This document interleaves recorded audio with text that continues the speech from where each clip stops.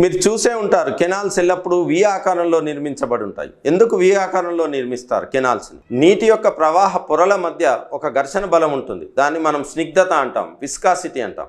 స్నిగ్ధత ఉపరితల వైశాల్యంపై ఆధారపడుతుంది. ఈ విస్కాసిటీ పై పొరల్లో తక్కువ ఉంటుంది, కిందికి వెళ్తున్న కొద్ది పెరుగుతూ ఉంటుంది. మీరు దీన్ని ఎలా ఊహించుకోవచ్చు అంటే, ఒక 100 ఆస్బెస్టాస్ రేకులు ఒకదానిపై ఒకటి ఉంటే పైదాన్ని లాగడం ఈజీ, కానీ కింది దాన్ని లాగడం కష్టం.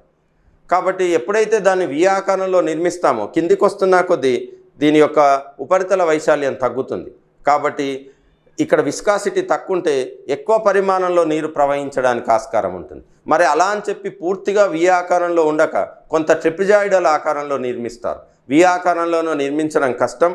ఒకవేళ అలా నిర్మించిన పెద్ద పెద్ద కాలువలకు అక్కడ చేరే చెత్తను క్లియర్ చేయడం చాలా కష్టం. మెయింటెనెన్స్ చేయడం కూడా కష్టం అవుతుంది.